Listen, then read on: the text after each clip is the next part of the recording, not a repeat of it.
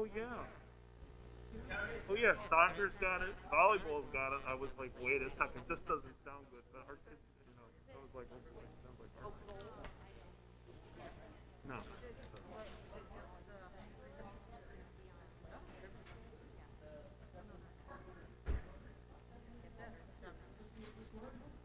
All right. I'm just glad you're not throwing it down. Because I really felt where you got it. No, but they just So what do you think yesterday? sorry, Adam. Sorry. Oh please, I'm like, I'm like, oh, what a horrific.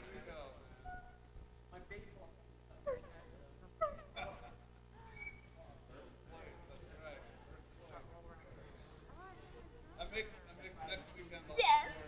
And they barely won. And they barely won San Francisco. Yeah, I know. Right? Maybe they'll stay flat. They got to fly across the country.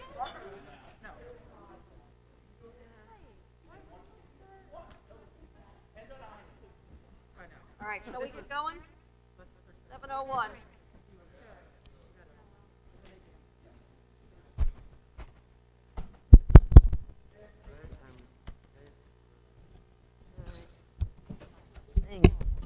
What are the flavors so we know what's coming? Tangerine and wild strawberry. Oh, yeah, for now, until we go into the second session.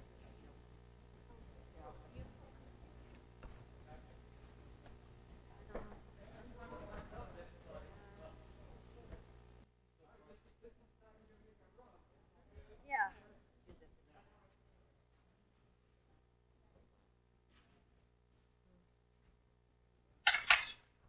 I'd like to call the meeting to order. Mr. Colavito, would you take the roll, please? Present. Here. Here. Here. Thank you very much. The New Jersey Open Public Meetings Law was enacted to ensure the right of the public to have advance notice of and to attend the meetings of public bodies at which any business affecting their interests is discussed or acted upon. In accordance with the provisions of the Act, the Hopewell Valley Regional Board of Education has caused notice of this meeting to be published by having the date, time, and place thereof communicated to the Hopewell Valley News, the Times, and the Trentonian on January 6, 2021. This meeting notice was also sent to Comcast Cable and Verizon Fios. The board reserves the right to enter into executive session during all meetings of the Board of Education. The meeting is being videotaped for purposes of board review, future reference, preparation of the minutes, and viewing on Comcast Channel 19, Verizon Fios Channel 32, and the school district website www.hvrsd.org. Would you please join me for the flag salute?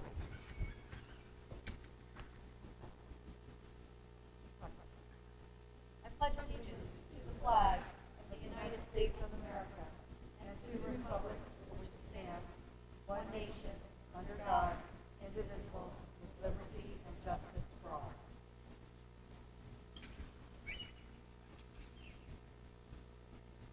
I will save my comments for next week. Dr. Treese, I think you were also going to do the same, correct? Oh, okay. Yes, I'm going to also save my comments for next week so we can dive right into the work session and begin working on our goals for next year. For this year, I should say. Thank you. But before we do that, we will enter into our first public comment, maybe our only public comment session for the evening. Members of the public are invited to address the board on any matter for a maximum of 3 minutes during this portion of the meeting. When using a virtual format such as Zoom, that's the old verbiage. Yeah. Can we just, is there another one down here I can read? No. Hang on. This is our old language, not our new language. Yeah, you're asked to state your name, address, and municipality. You're allowed to speak for up to 3 minutes. Please write your name at the podium. The board may, in response to your comments, the Board of Education may respond or direct the superintendent to do so. The board may also opt to take the matter up at a future meeting so that the matter is researched by the district administration. Public comment is now open.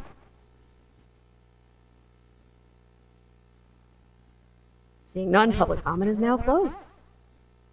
We will reserve all of our committee reports for next Monday, or unless there are any items of old business to attend to. No. None. We will move into our work session.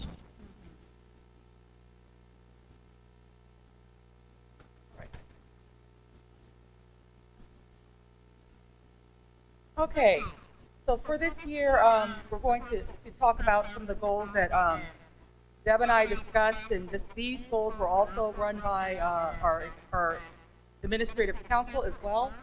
So what is reflected in the slide deck is us examining the goals that we had in place last year, things that we felt like we hadn't addressed completely last year.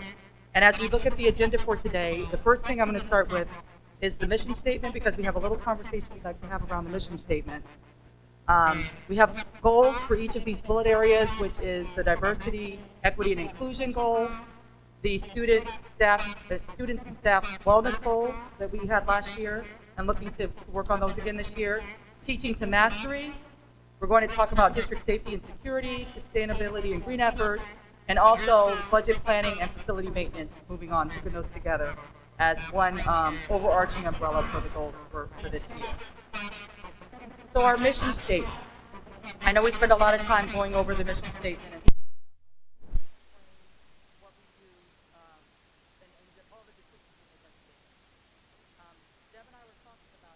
Something that actually Dr. Smith and I also talked about when he was still here is, when this was crafted, and if, especially in the time of COVID, especially since all the things that we faced of late, is it time to revisit the mission statement and see, is this still representing what we say we want for our families, our students, as a district?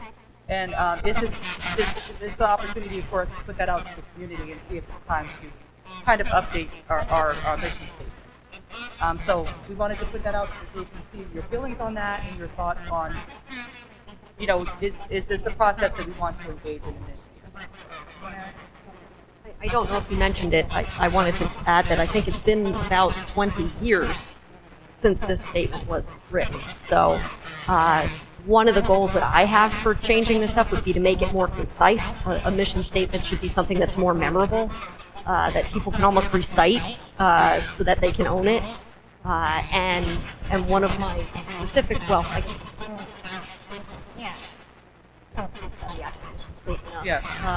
one of the things that stood out to me was that I don't, and I've mentioned this to a few of you, I don't like the fact that the word safe appears so far down in the statement.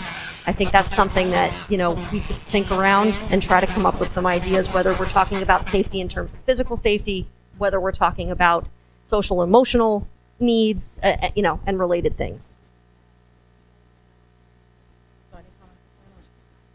Any comments from board members in terms of the mission statement and whether or not we should tackle this year? And I guess the thought was too that this wasn't going to be an immediate goal. Maybe we save this for January and we do a little exploration, get a little committee together within the district.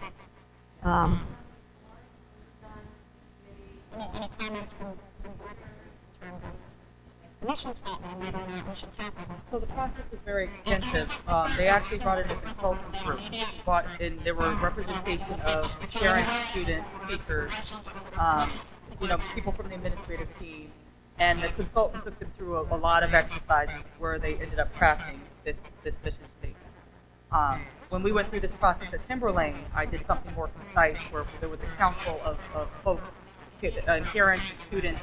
We kind of surveyed all of their feelings of what are some of the qualities that you want your students to have at the end of their time at Timberlane. And that was a process where we were able to get everyone's feedback. And then we sat down as a team, the committee of folks that were cross stakeholders, and crafted our mission statement. So I don't know that we need to do something as extensive as hiring an outside consulting firm take us through this process. I think we can handle that, but we definitely want all of our stakeholders to weigh in. Any other thoughts? No, I commented on this a couple months ago. You know, in terms of that last bullet, we absolutely need to have something about inclusiveness, equity, but we need to make it stronger than it was 20 years ago. Right? We're doing a lot more than value diversity. And then we still have.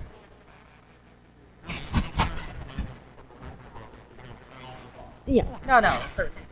Yeah. Let me just remind everybody, speak into your mics because we are recording. No, everybody. Everybody. Oh, And the bag. I'm sorry. Because that's important. Sorry. Because we want to make it through the day. You gotta have a script. I'm good, thanks. Okay. So the next goal is equity. So these are the committees that we felt like would be the ones that could work on this equity goal. And then also you'll see there's a committee added called the Social Emotional Learning Committee. And as a board, we kind of talked about at our last session, at our last board meeting, where we went into that mini work session, the idea of do we need to create that Social Emotional Learning Committee, as that seems to be a big focus of the district, and feeling like the board felt like they wanted to have a committee specifically for that. So the theme would be creating growth experiences for all students. And these were things that were last year that I feel like we still need: the professional development opportunities for staff. Dr. Plitzis is working working closely with her supervisors to do that work. And I know I'm putting you on the spot, but I know you're also prepared to answer. Do you want to share some of the things that you've already put in place for this year for professional development opportunities? Okay, so we had opening day. Can you not hear me? Pull it closer. Okay. Can you hear me? Okay. We had opening day professional development, and we were really focusing on building community. But for the October 11th PD, which is a full day PD, we're going to be focusing on 3 different areas which align with the vision of curriculum and instruction, which are building community, integration of assessment data, as well as inclusivity.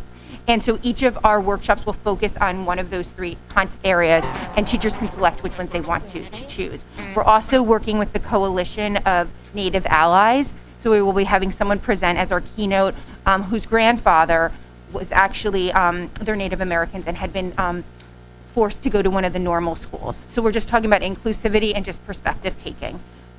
So all of that stuff will be finalized within the next week or so. Thank you.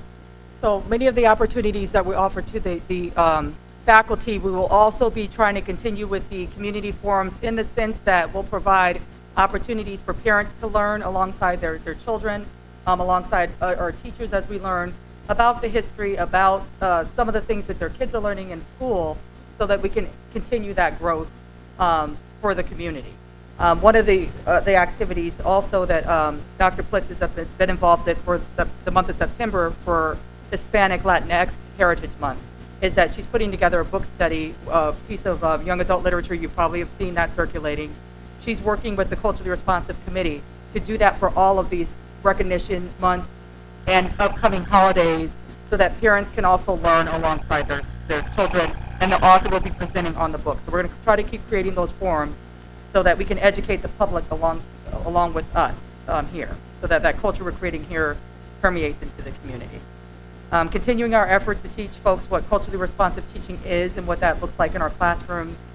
And then additionally, that's going to include a revision, I'm skipping down one really quickly, of our curriculum. We're currently working on creating a sort of adapted from the scorecard I've been telling you about, that we're going to apply to our curriculum, and pulling together committees of folks to work on that, including some of these professionals that we've run into through the AAPI initiative that's going on. And also we've had other experts on LGBTQ curriculum and on the Amistad and on First Nation people's history. We're working a lot with historians to make sure that we have these people at the table, so that when we revise these curriculum guides, that we're getting the best information and the best content that we can. And then finally, the District Equity Council. We've already started the first tier of developing our strategic plan. This plan we'll have a draft of by the next week. And then I'll pull the district committee together, and then that plan will have measurable goals in it that is what we all have been requesting for some time, where we'll say in the next 3 years, we want to see this, and these are the metrics that we're going to measure the earth. So those are the goals that we kind of bulleted, and I'm just going to open it up to the floor for anything that we think we need to tweak or change. And again, this has all been run by our administrative council. All of our supervisors and principals feel like these are strong goals too, and things that we are able to accomplish this year. So that looks great. And one thing that I heard as an example was kind of the month to month recognition. I really want to strongly encourage us to find a way to weave multicultural within those months, because oftentimes what that translates to the community or the uneducated is that it's that month. Like, you acknowledge that group of people for that month, and somehow they, whoop, I feel better. Right. Yeah. Right? So we focus on it to be intentional, and somehow we also need to ensure that the message isn't sent that you are celebrated and acknowledged, X days or months out of a year. So just want to, if that's the model, just making sure the model also includes, the complex identity of mixed race people, etc. Yes, I think that is important. And there are layers to this work that's happening for the month of September, but I think that's why we also have to marry that with the curriculum. Yeah, And then also, when we open these nights, say, listen, while this is a snapshot for this evening and this is the focus, this is work we're doing all year. This isn't this is not something we just visit in September and then we leave. I think that's important. But also acknowledging that we do need to recognize these months, and not, because this is going to be the first time we've done Hispanic, Latinx Heritage Month. We skip it every time because it's at the beginning of the year, because everybody's so busy, and that's, we can't continue to make that mistake. It's important. One thing I'd ask in terms of, pardon me if I missed it when you were talking about it, like one part of this in terms of scorecard and what the council will do, I think is very important, is in terms of our staff and our hiring practices and such, and I think that needs to be part of it. And not just, to me it's like, how effectively are we using some of the, we have that one forum, CJ Pride, that we use, are we being effective with that? And also, not just looking at the staff as a whole, but making sure we're being inclusive in all aspects of the staff. My suspicion is we're a lot more diverse in some areas like transportation and support staff and such than we are in the teaching staff. So it's looking at that as well, breaking it down more granularly. So. Absolutely. So I put down a note. When we get the plan from Adriana, I'll make sure that there's something in there. And I know that we talked about it in our session about HR as a goal. We did.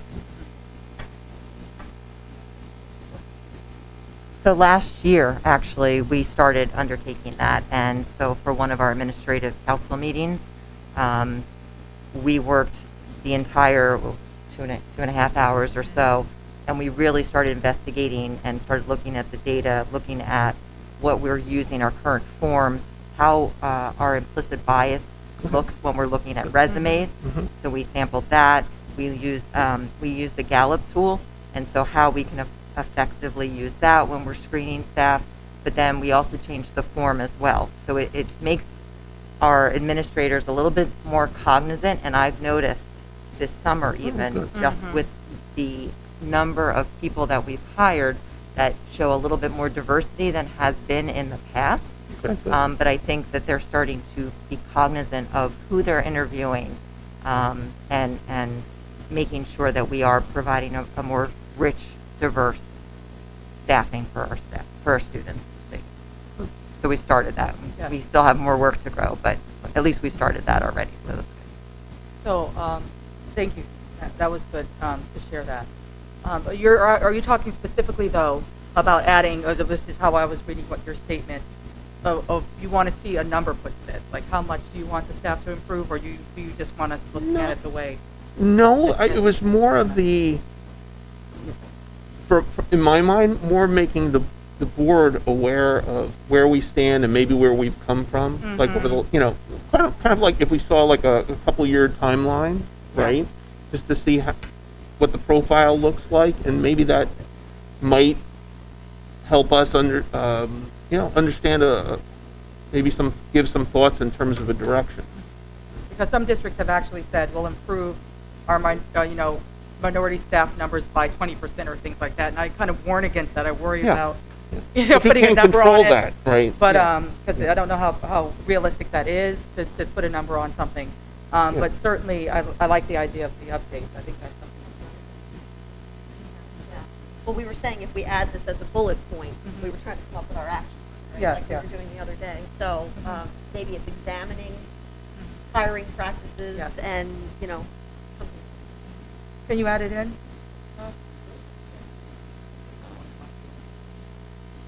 Thank you. I have to play with it for a minute. I can do it on the spot.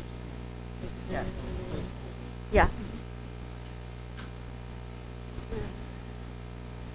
I don't think it'll show up. Oh, Presenting, no, so it's you're fine. presenting. Okay. So any other additions or thoughts? Yeah.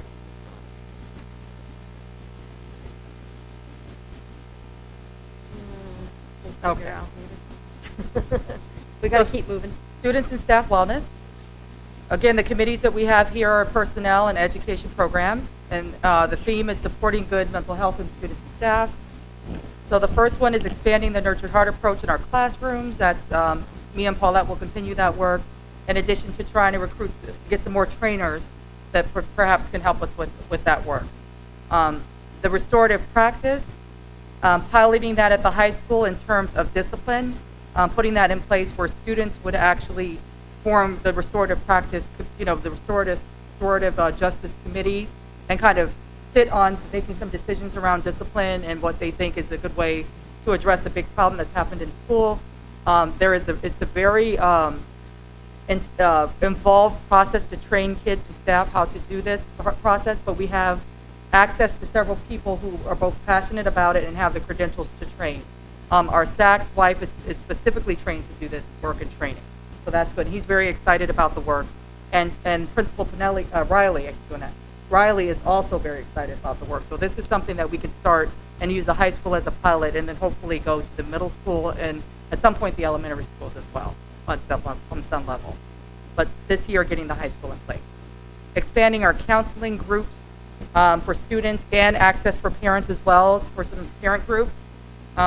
It's specifically using the new Rutgers counselor that we've hired just recently, in addition to having our counselors increase their efforts in that area now that we have students back in the building, especially considering all the trauma they've gone through with COVID and some of the other things that have happened of late with the recent storms.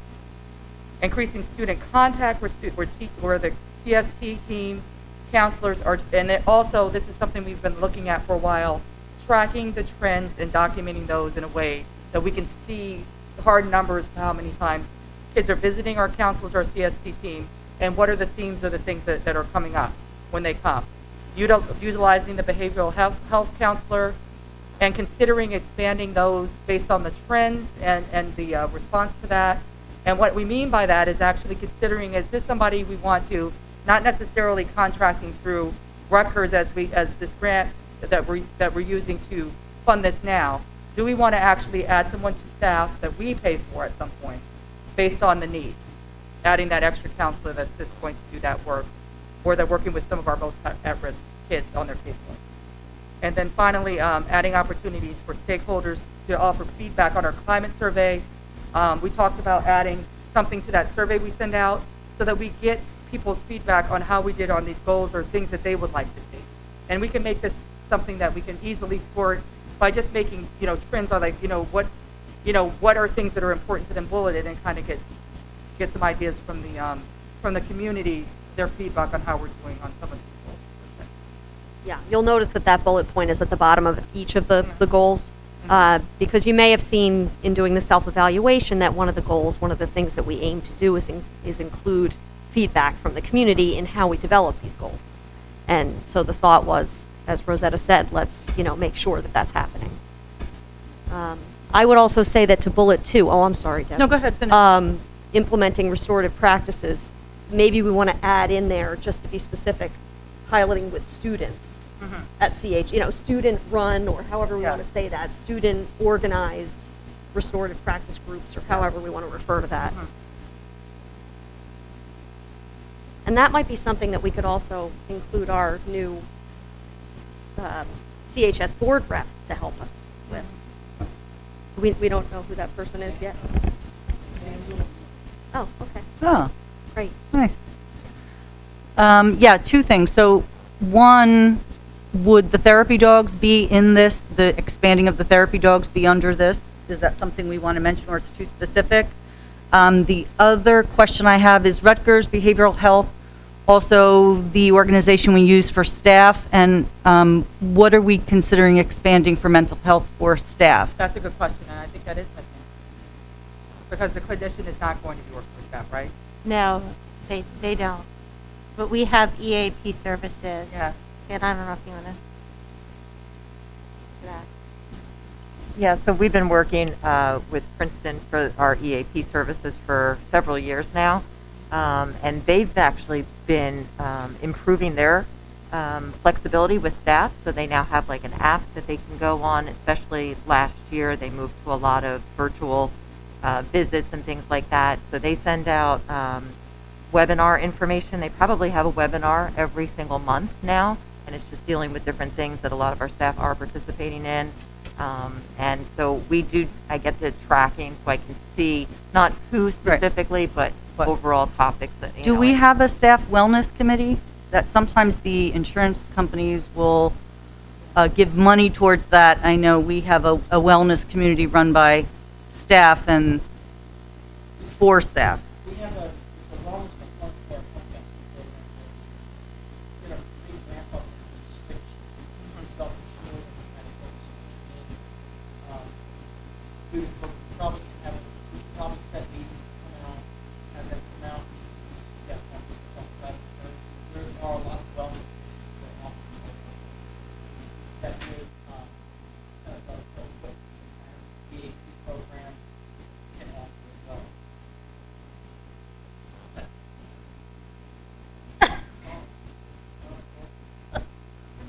There.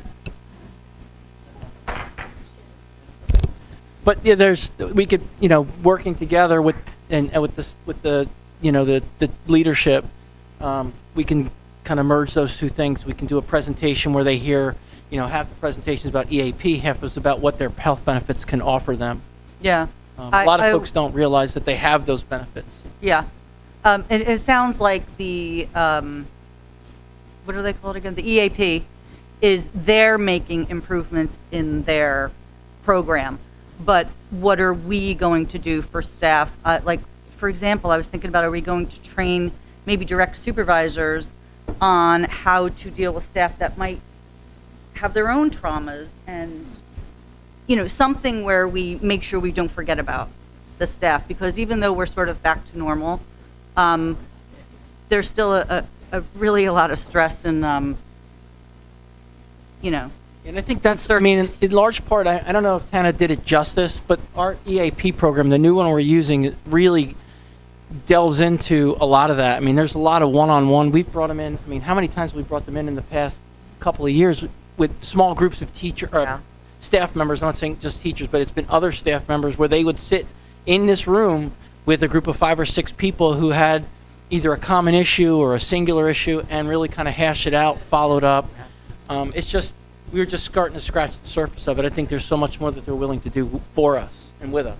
Yeah, they're wonderful to work with. They're very receptive. And so, like Bob said, probably, I would say maybe 3 occasions just last year alone, we set something up for groups of staff who were going through something or dealing with a common issue, like Bob said. And they came in and they met, or they did a virtual meeting with them. So I'll talk a little louder.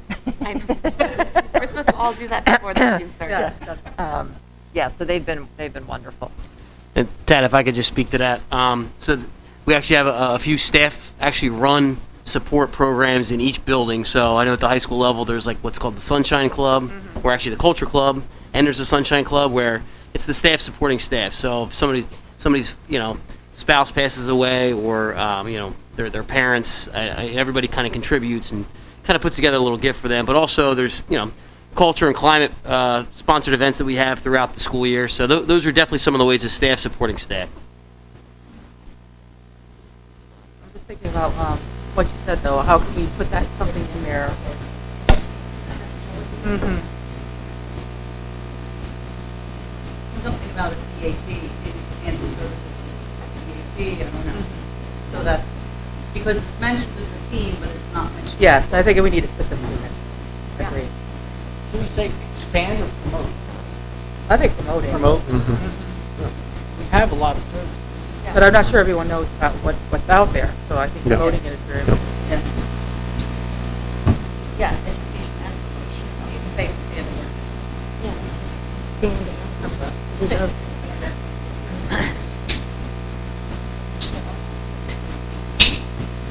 Along that line, I guess one question is for staff who had been working remotely, as well as students who were remote last year. Yeah. Do we have like an active outreach to them to make sure the transition back is going well? Like, I think most of us probably think, okay, you're back for a week now, you're probably back to normal, but I'm not necessarily sure it's going to go that smoothly. Hi, can you hear? Here, yeah. Hi, Adam. Yes, we actually do. We had planned for this. So our counselors and our child study team have identified students who were out all last year. And they're working also with Samantha Abadalwala, our Rutgers clinician, and they're running groups to help transition these kids and just check in with them routinely as we start the year. So it's in place. Okay, good. I was actually referring to both. Yeah. So, because I think, for the staff, having to do that in front of the class and manage the class in that way again, there might be some transition time again, so. And most of that transition did happen last year, and we did have to employ the EAP for some of those cases. So there has been some work with that. Okay. We did have them back, even though the kids weren't back. We pretty much had everyone back last year. Any more for this one? We've said it before, and that was no small feat for what we had everybody back. And I think, Dr. Smith, when he was here, that was his big thing, is getting us ready for September. And I think it really paid off with the opening that we had. I mean, we knew what to expect in a lot of cases. And, the first 4 days of school have been, pretty good.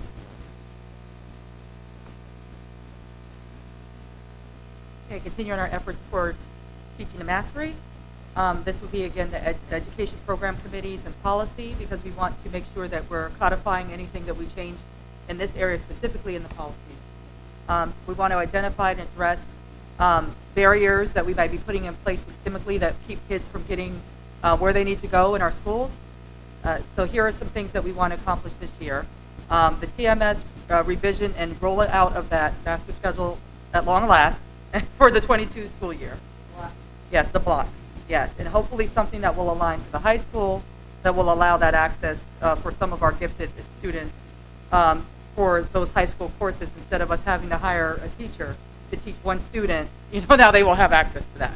And and the same with the student coming the other direction, right? Because that sometimes happens with a high school student that may need to come down and access something at the middle school. The K-5 schedule refresh, we're hoping to look at that again and revisit that for how our exceptionally able programming is fitting in that, as well as the Tier 3 intervention students who need assistance or extra work with teacher, and also just creating that genius hour for all students to have, in addition to all the subjects that we teach. So looking at that schedule as well. Developing a board policy and regulation on grading practices, specifically grading things that are not academic and those sorts of things, making sure that that's codified in a policy now. We've had the discussions. We have a practice now that everyone should be following, but just getting that in a policy and getting that shared through all of our departments consistently. Exploring the impact of eliminating the weighting of honors in AP. I'm not sure if we will get there this year, but we certainly need to see what districts have done that and see how that has affected students who have applied to college and those sorts of things before we go down the road to officially do it. But we want to start taking real action steps towards that, if that's still our goal. And then finally, this I think we do need to do this year is revise the homework policy. Because every time I look at that beast, I'm not sure I understand all what's going on in there. It's just too much. So we need to revisit that homework policy and make sure it's consistently being enforced. The way it is now, it's just too much going on there. And then the last thing, of course, is allowing people to comment on all these things somewhere. That's a lot. But I know we can do it. Some of these things are already in place. That one's good? No, the only comment I'd have is I'd highly, if you know, as part of like that study to eliminating waiting on ours, I think I'd highly encourage like having a community input to the concept at some point, just because not that I think at this point you need a lot of community input yet, but just laying the groundwork for making the change, because there's certainly a cohort of parents who will not get it right away, and you have to get the understanding.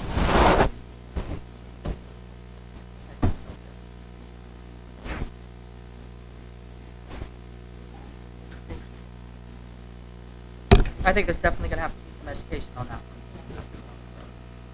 Okay, so this one's good? Okay, so district safety, and Ms. Smith is going to tag in on this one.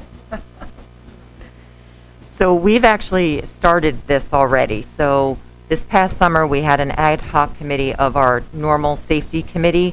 Our normal safety committee, our regular one, meets probably 4 to 5 times during the school year. It consists of the campus safety officers at each building, along with the police from Pennington and Hopewell, the first aid, the fire. It's all of our first responders. So, and we meet with them, you know, if we even need to meet in between, we do that if there's other situations. So this summer we started meeting because we really wanted to, I've been hearing some things from the police. I've been on this committee since I started in the district pretty much. So about 16, 17 years I've been serving on this committee, and really wanting to look at our plans because so much has changed in the area of safety and security and the way that things are done. You know that several years ago we took on the ALICE training, and so that was updated in all of our crisis response plans, but also making them a little bit more easier to read for our police officers when they need something in an emergency. They have to flip through many, many pages, and there's other ways that we can make that work. Each building is also not identical in how it's set up, just in their content, things like that. So that needs to be adjusted. And one of the big things that we realized is the communication. So last year we did have a full mini scale, I will say a mini drill with the high school that involved our police force and first responders. And we found some breakdowns with communication, and it's so important that everyone is able to communicate in an emergency situation so that everyone's in the know, knows what's going on. Just even our communication protocols.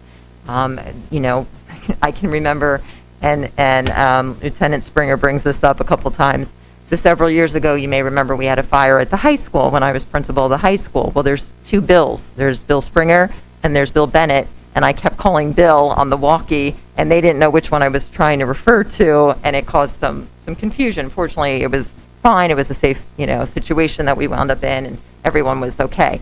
But it's things like that. So we've actually started tweaking some of that. We changed our communication structure just this summer already. So each building now has a specific form of communicating on the walkies with each other, so that when the police, if and when the police have to be involved, they know exactly who it's referring to, and it's a bit more of a structure that the police would use.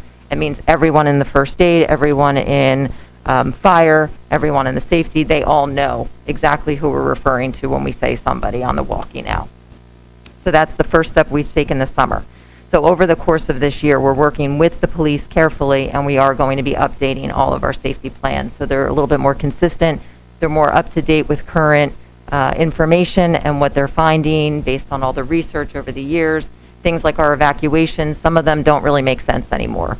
and how we would do things and what the scenario would actually look like. And we have gone through a lot in our district over the years. And so a lot of our plans have actually been put into place. We have tabletop drills, and we are planning on doing a full-scale drill, hopefully again this year with one of our schools. Currently, we just have the 2 bullets here, which includes what Tana has shared, which is the revising the manuals, continue to do that, and then improving our communication directly with our first responders. Last year, we had communication with parents, and I feel like we've done a better job with keeping parents aware of in real time when an emergency happens. But if we need to add to this, I'm going to open the floor now for you to add to this if you'd like, especially in light of the recent game in Lawrenceville, and the football game issue. Is there anything else we want to think about, considering there's some things in the news right now? Yeah, I know. Yes. So these are twice these things have happened. So. Well, and I think in looking at the bullets, when we spoke the other day, if you look at the theme, the intent was to also look at communication to the school community and getting that out in a timely manner and so forth. So we need to add a bullet About in that regard, and that's what would fall under community relations.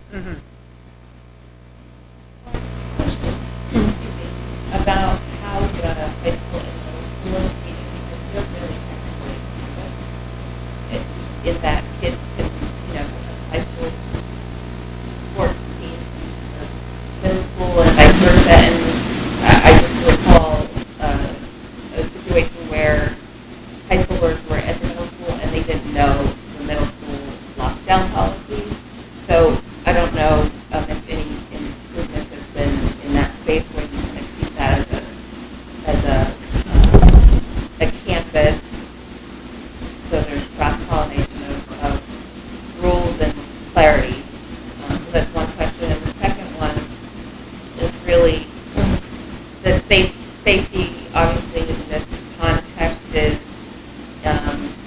points of crisis, but I don't know if we include safe spaces in general. Like, do we only look at that in terms of the other goals that we just put up, or is there something to be put in here? I don't know. And the last point is, I know there's been a lot of discussion about safety officers and how do we as a district relate to them? How do the kids relate to them? Do they feel safe around our safety officers? Do they have a relationship that way? I don't want to apply a out-of-district concern to ours, but I think it's a question I just want to make sure I'm clear on how we use them and how the kids see them. That makes sense. Are you asking to add a bullet about that, or is that something you want to explore? Well, it's a question, and depending on the answer, I think a bullet would be warranted, because it is important that our students feel safe and that they are not either targeted or feeling an adverse effect to having them present. Does that make sense? Yes, no.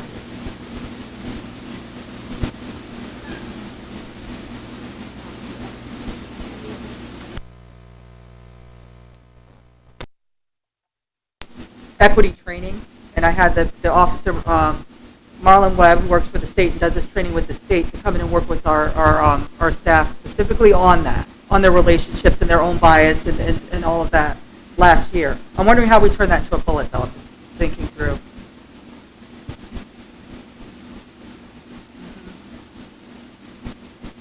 Because the work needs to be ongoing. Right. So I just need to, how do we? Is there currently anything in place where we are able to get feedback from That's what I'm students wondering. with regard to Because their we don't know that it's relationship an to the issue, so CSO? that's the other thing. Yeah, that's what I was saying. I don't want to bring it in if it's not an issue, but we want to check in and say, Right, but what would that look like? What would what would the action item be as well? Not just where to put it, but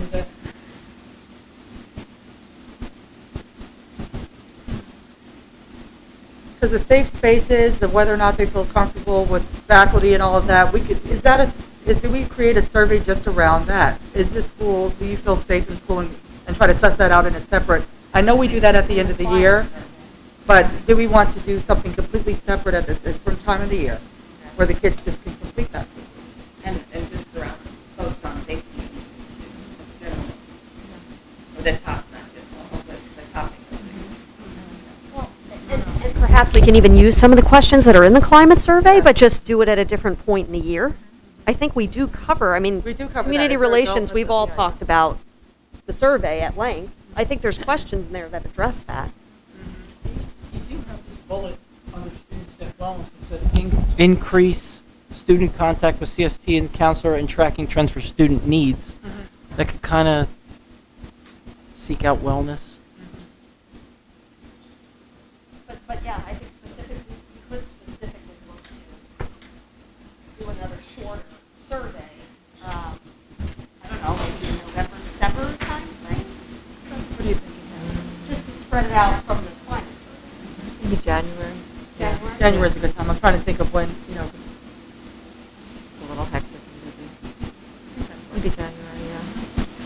And to your first part, the TMS, CHS, so that's one of the reasons that we want to update all the plans. While the procedures are the same in each building, They are. really making sure that when they review things, they're speaking the same language. that's it. It also, that they are aligned a little bit easier for even our itinerant staff or our supervisors and administrators who travel. But the content is the same for students, but making sure that that language is the same, I think, is important, so that if they are at the middle school or the high school, they're still going to be doing the same procedures. And also teaching kids, if you happen to be in Timberlane on the 6th grade orientation, the procedure is the same. Right? I think that's education. Anything else with safety and security? Okay, our sustainability green effort. We have finance, program committee, community relations and policy on this one. And we've shifted the theme for educating the community and reducing the carbon footprint. The principals and the people that sit on the green committee, Bob and Deb Linshorst and I have really talked about this. Keeping the sustainability designation as a school has been a lot of effort. And an effort that we're not so sure it's worth the time that we put into it. We go through all these, we jump through all these hoops, we fill out all this paperwork, and they turn us down for like some minor thing we should have done, or they wanted us to do it this way, and it becomes a paper chase. And I don't know if it really reflects the things they're asking us to do, really reflects what we want to do and the work and effort we want to do with families and communities to really change the way that we engage with the environment, that we are stewards for the environment. So instead of putting our efforts into all that, these are the things that we're suggesting to do instead of kind of chasing that paper trail of these ribbons or whatever it is that we have generally not been getting anyway. They usually turn us down half the time after we do all this work. Is that we really want to work on communicating and educating the public on what we're doing. So increasing the visibility of what we're doing, putting that out there to the community, inviting the community in to see what we're doing in our green efforts. So each school actually working toward creating this Green Week activities for the community like we did last year. And we had those folks that sat and created something for the whole district that each school is required to work on this all year and then culminate in this week-long activity that they invite the community to be involved in.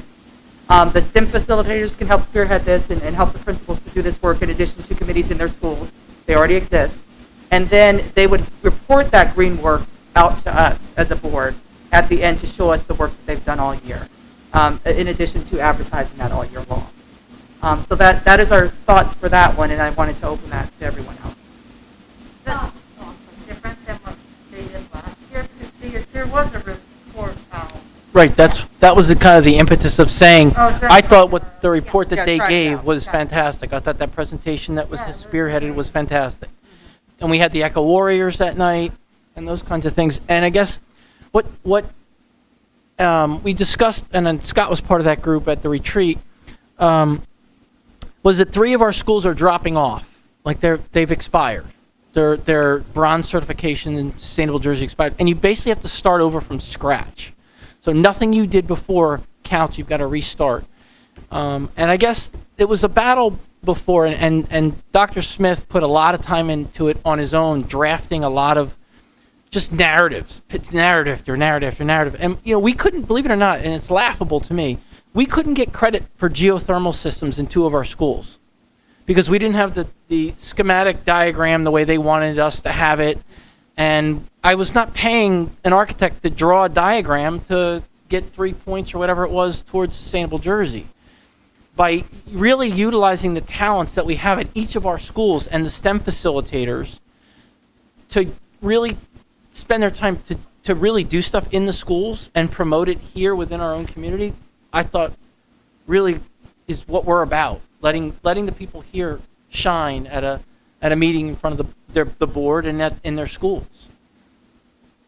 Is it fair to say, too, that a lot of that Sustainable New Jersey stuff was tied to referendum projects? No, I don't know. I mean, no, not completely. There is a lot of stuff. Chris Turnbull did a lot of stuff at his. I mean, all the principals did stuff at their schools. It's just we didn't get all the credit that we could have gotten for it because of it wasn't in the documentation format that they wanted. And to ask a principal to, I'm talking hundreds of words of narrative to get 3 points, and it just, I think that we could have gotten silver at all the schools if they would have just relaxed some of the requirements, but it just doesn't make sense.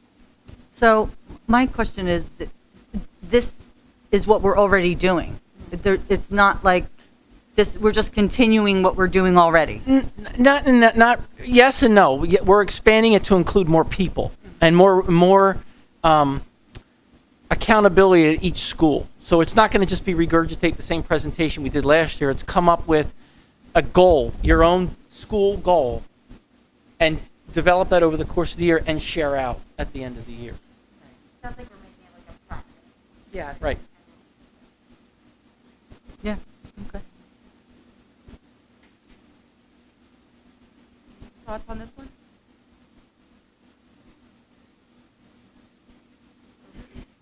Again, the reason why we were just concerned is because we didn't know how much pushback there'd be from the community. Is, well, why aren't the Hopewell schools Sustainable Jersey certified? Is there any concern about that? Yeah. And I think, point for the communications committee to figure out how to weave that in ongoingly, Sorry. Okay, so budget planning and facility maintenance. These are the goals for that one. And I'm going to pass this off to Bob to share what we're talking about here as far as transitioning the way that we're going to be doing these discussions this year. We had talked about, and this conversation has been had before, since, last year or the year before, should the board consider becoming a board of the whole to discuss budget, as opposed to having that discussion in finance. We kind of share out several meetings, and then we come to the whole board, and folks have questions. So maybe that it's better to just have those conversations as a whole. Offering the community opportunities for updates during the process as well. You definitely have to continue with that. And then having, quarterly updates of where we stand on the budget versus the expenditures, continuing to prepare the long-term and emergent facility needs, especially in light of the storms that we've had of late. We know that we have some issues that we need to get ahead of and not kind of wait until they happen. And are we budgeting and preparing for that? For example, Miss Long having a tree fall on a car in her yard. I mean, we got to start looking at some of these things before things happen and start dealing with them. A toll gate tree fall. So, yes, thank you. That's why I'm saying it, that a toll gate tree. We all have things fall. But hers was toll gate, and so that shouldn't have been, because we need to take care of those poor trees that need to come down. Adding opportunities for stakeholders to, again, to feedback on it, provide feedback on our survey. So, should I just go to the next slide and show them the process, or pause here? Yeah. So this is it's a draft, but it's not a, there's a lot of, the dates are semi-accurate right now. We've got to kind of tighten those up once we get the budget calendar, but we would start off, as we've started off previous years, with presentations.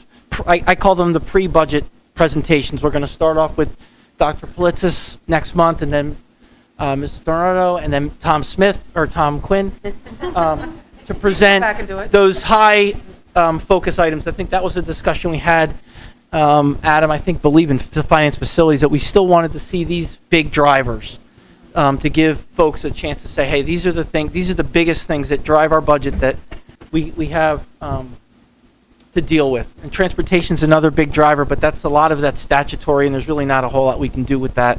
So we kind of tossed that one aside. Taking a break in December. Why?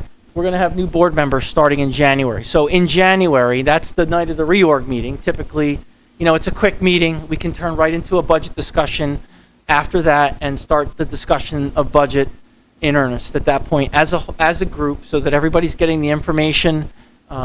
We have time to set aside for robust discussion, questions, answers, and that kind of thing.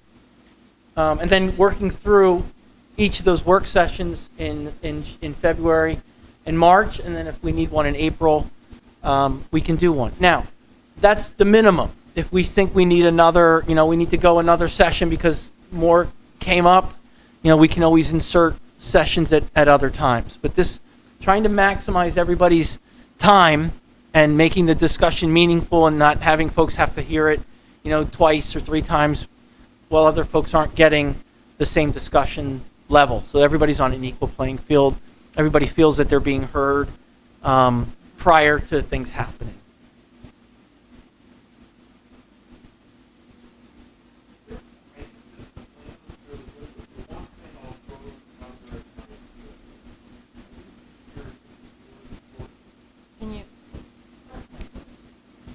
This year, it's going to be really important for everybody to understand not just what we're looking at like this year, but how it fits within the long-term facilities plan.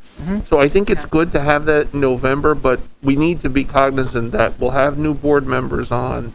There may be a need for some repetition of that in, I think, January and February. So like For the long-range plan? Yeah. So what my goal was for that, Adam, was to get with the new members. And Okay. have, like, when we Okay. do our meetings, I will ask them for a meeting to discuss the Oh, good. long-range plan Get that out. and that kind of thing. Okay. Kind of like, we used to do that budget primer kind of thing, but kind of say, it's mandatory that I need you for an hour after work or whatever, to Good. say, here's our long-range plan, this is the kind of stuff we've done in the past, this is what we're looking for, this is kind of the nut that we have that's Yeah. hanging over us. But yeah, to your point, that's why we got to get him up to speed quick, and that's why we wait till January to start really any deep discussion, deep dives, so they'll be there the first day to hear it all. Good. And again, it's as it with any calendar like this, it's on paper. If we have something to change, we have to add. We can, I put April 12th. Do we need to discuss budget by that time? Are we going to be pretty much, established because of the process we take between them? We may not need that meeting. Again, we're hoping that we have another good budget year. Our health benefits run well, or we get maybe a little increase in state aid again this year, to see what happens. But again, a large part of it does mean that capital plan. And as much as we thought that we knew where we were going to be last year, a lot of stuff popped up this Yep. year that we Yep. just didn't know was there until you go behind a wall and say, ooh, Yeah. we've got a problem. Yeah. So. Deb, Bill, got the whole finance committee right here. You sit together on purpose. Couple of things. Okay, so curriculum instruction and special ed, when those presentations happened, just to make sure that they're very specific on, what areas are changing, where we're increasing or decreasing and why. And then the other thing is, I still think somewhere that health benefits needs to come Yeah, in that's- you're exactly right, Deb. to It's on the- talk on- about, Yep. how much we're saving and all that is Yep. a big part. Now, did you want that as a full board, or do you want it as I was thinking of doing that in committee with a report out. Well, it depends if it's going to end up being a full board If it's the whole- finance budget. Okay, yeah, or You we know what I can bring mean? them to one of those committee meetings. We can bring them to Yeah. a committee meeting. They'll be more than willing to do that. I just didn't want to have them, there'll be a lot to discuss. I don't want to have them take over the whole meeting. But we could definitely get them for one of those committee meetings. They've already been put on notice that we want to We want a first 2-year report. Yeah, I mean, I just as a finance committee member, I just think having, everyone hear the same thing at the same time will probably be a much smoother process, hopefully. Any other thoughts on that one?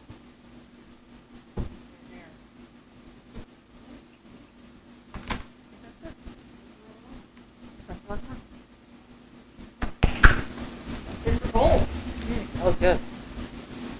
The only other thing that came to mind for me this week, I've had a number of people approach me about the start time committee discussions and where that kind of ended up, and if that's something we're going to be talking about again. I think we do need to talk about it.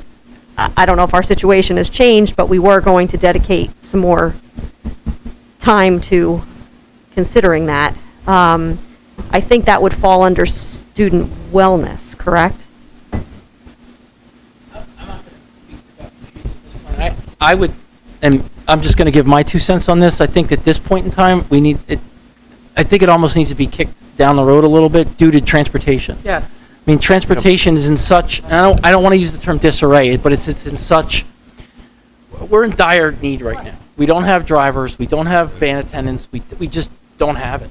And the conclusion that we came to and our consultant came to was that there's no way to do it because of our geography without more buses and more drivers. And they're struggling everywhere. I'm sure Yeah. Montgomery's struggling, we're struggling, everybody is struggling with drivers. And the funny thing is, we need 4 drivers. We need to hire 4 drivers. You know where the 4 applications came from for the drivers?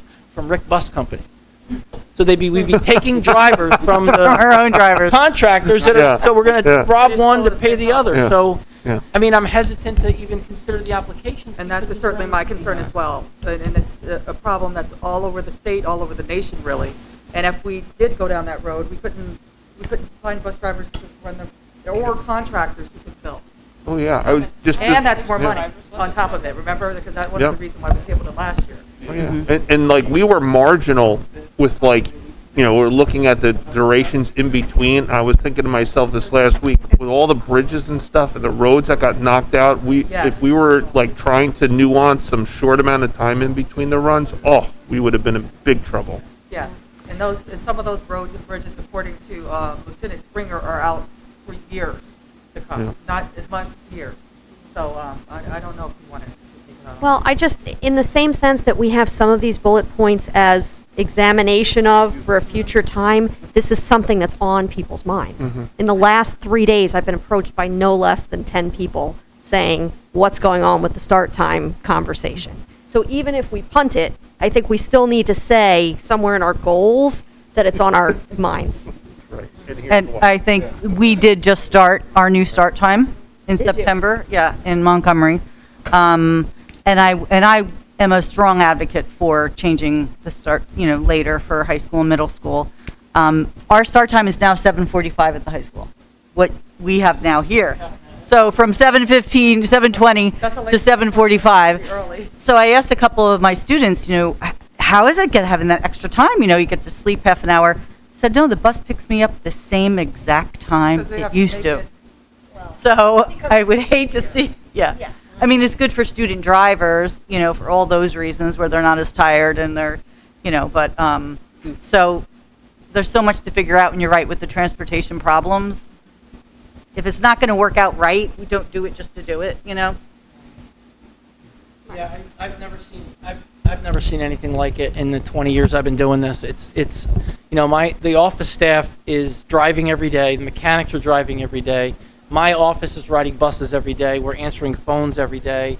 It's just, and people are they're just dropping out. Even the drivers we had that we had no clue that they were going to leave are just like, I don't want to do this anymore. It's. But then again, it's a shame that it's such a big driver. It's a shame that this is what's driving us, and not anything else. Yeah. Do we know what I'm sorry. No, it's okay. I just want to underscore, I think Deb's point about putting it in as a bullet point is important, and or reviewing scheduling Yes. for mental well-being or mental health or safety, something in that space will, I kind of think, keep it to the forefront for us, for people. And then the only question, as just as a data point, how many more drivers would have been needed to even consider changing Most this? double. Drivers and buses. Yeah. I mean, And double is what? We What would is need, that? I think it was 18 buses. Got it. And one of the reasons why we tabled that is the cost of the budget at the time, but it's beyond that. Even if we could pay for it, could we can't find 4 drivers, we're talking about 18. And the issue would have been the inefficiency of those buses. So you would, right now we tier buses. And then you would be riding buses solo. You'd be riding, bus 1 and bus 2 would be riding 1 route a day, not 2 or 3 routes per day. Well, and I think for in terms of communicating to the community, that is important. It's like it would require twice as many buses and how many ever additional drivers. And these are some of the road issues that are just plaguing our surrounding community. I think that puts I don't want to say a bookend around it for a minute, but it does kind of state clearly the issues that have us put it off, but then we can show it still in being represented in the opportunities. I think goals and Rosetta opportunities. cleverly inserted right as we were talking, continuing to explore possibilities of school start time initiative. There you go. And Anita, I think you had a question. Or not Anita. Yeah, I The other A. it's okay. No, it wasn't specific to the issue. I was just questioning if we knew why. I get it that it's a statewide bus driver issue and it's a nationwide. Do we know what the root of the problem is by any chance? It's the training required. Gotcha. So you need under the hood training.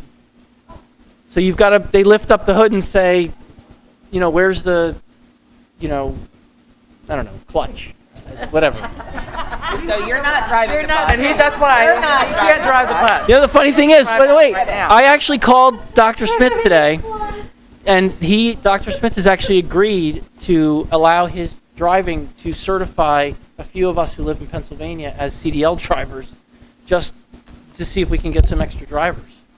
Because we can't be certified in New Jersey because we have Pennsylvania driver's licenses. So there are, we're exploring all avenues as far as trying to get people certified to become drivers. It's not, you just have to put the time in to be able to do it. And there's just people, such things as, Miss Adam Swicky wants to drive a bus, but can't, needs help with the fee to get certified, get help with the licensing. We're getting into that. We're going to be discussing that. Yeah, is this something that's being pursued at the state government level? I don't think the state government understood. A group of us had a meeting with Senator Sweeney a few weeks ago and explained to him some of the issues that we're facing, and school bus drivers was a big issue, and he goes, well, I don't know what you're talking about. And we're like, there's an issue because of the federal requirements in bus certifications. We need to do some lobbying on this to relax some of those requirements for folks so they can get certified. I mean, it's a decent way to earn some money for folks. And it goes beyond just buses too. I mean, there's truck drivers everywhere. Yes. I mean, you can't get things delivered. Right. It's our business. My business is dealing with it every day. Yeah, it's just, if there's a way to get some relief to allow folks to and we don't want to make it easier for folks to, because it's a 54 passenger bus is a big vehicle and a lot of responsibility, but some of the, requirements, if all of us had to pass an under the hood test to be able to drive our cars, I don't think any of us be driving. No. But and Heather's struggling. Our transportation department is struggling every day with this. Anything else on the goals?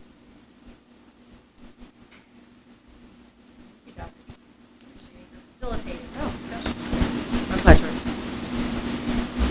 Any items of new business? Then we will enter into